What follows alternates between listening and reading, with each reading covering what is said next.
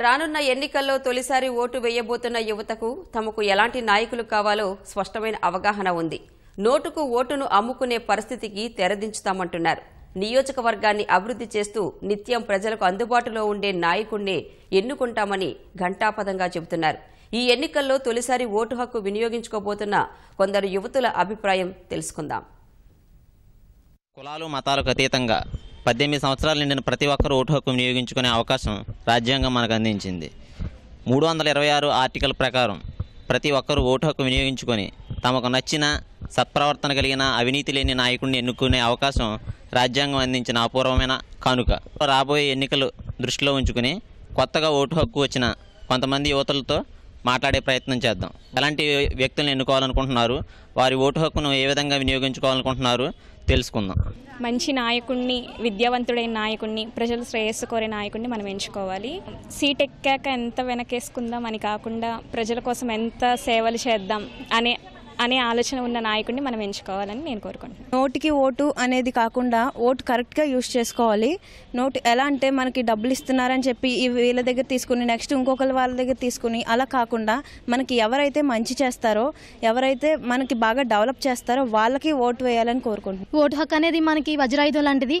ఇది మనం సదా ఉపయోగించుకోవడం, మనల్ని సరైన పరిపాలించే నాయకుడిని ఎంచుకోవడం అనేటువంటిది మన బాధ్యత. నా ఫస్ట్ ఓట్ని యూటిలైజ్ చేసుకుందామని అనుకుంటున్నాను. మనం ఓట్ని యూజ్ చేసేటప్పుడు మన రేసిజం చూపించకూడదు, రిలీజన్ చూడకూడదు అండ్ కాస్ట్ చూడకూడదని నా ఫీలింగ్. వీటన్నిటినీ పక్కన పెట్టి ఎవరైతే మనకి నిజంగా సేవ చేస్తారో వాళ్ళని మాత్రం ఎన్నుకోవాలనేది నా ఉద్దేశం. ఇప్పుడు కొంచెం మంది వేరే ప్లేస్లో ఉన్నారు, నేను ఇక్కడికి వచ్చి ఓటు వేయాలి అనే విధంగా ఆలోచిస్తూ ఓటుని అందరూ కరెక్ట్గా యూజ్ చేసుకోవట్లేదు. దాన్ని డెఫినెట్గా యూజ్ చేయాలి. ఓటు వేయట్లేదు, ఓటు హక్కు వినియోగించుకోవట్లేదు. అలా వినియోగించుకోలేని వాళ్ళకి అడిగే అధికారం ఉండదు. మీరు హక్కు వినియోగించుకోండి, మీకు అన్యాయం జరిగితే అప్పుడు ప్రభుత్వాన్ని నిలదీయండి. మనం వేసిన ఓటును బట్టి మన యొక్క భవిష్యత్తు అనేది ఆధారపడి ఉంటుంది.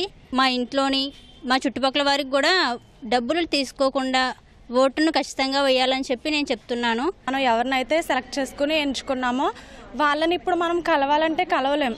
వాళ్ళు చాలా అప్పర్ పొజిషన్లో ఉంటారు. మనం వాళ్ళని కలవాలన్నా కలవలేం, మన ప్రాబ్లమ్స్ని షేర్ చేసుకోవాలన్నా చేసుకోలేం. అదే ఇప్పుడు మనకి ఎలక్షన్ టైం వచ్చింది, ఓటు టైం వచ్చింది.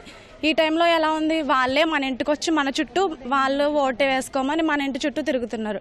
That is the power of vote. ఎవరైతే ప్రజల యొక్క కష్టాలని అర్థం చేసుకుని, వాళ్ళ బాధలను అర్థం చేసుకుని అధికారంలోకి వచ్చిన తర్వాత కూడా అవి గుర్తుపెట్టుకుని వాళ్ళకి సరైన రీతిలో సహాయం అవి చేయగలిగిన నాయకుల్ని ఎంచుకుంటే మనకి భారత రాజ్యాంగం కల్పించిన ఓటు హక్కుని వినియోగించుకున్నందుకు ఒక సార్థకత ఉంటుందని. కుల మతాలకు ధన ప్రభావానికి లోను కాకుండా రాజ్యాంగం ఇచ్చిన హక్కును సద్వినియోగం చేసుకుంటామని యువతులు చెప్తున్నారు. విద్యార్హత, నిత్యం ప్రజలకు అందుబాటులో ఉండే వ్యక్తిని ఎన్నుకుంటే ప్రభుత్వానికి ఏదైనా సమస్య వచ్చినప్పుడు వారిని నిలదీసే హక్కు ఉంటుందని, చుట్టుపక్కల ఉన్న వారిని, కుటుంబ సభ్యులను సైతం చైతన్యపరుస్తామని చెబుతున్నారు. కాకినాడ ఆదిత్య బీఈడీ కళాశాల నుంచి కెమెరా పర్సన్ రాజశేఖర్తో శివకుమార్, ఈటీవీ న్యూస్.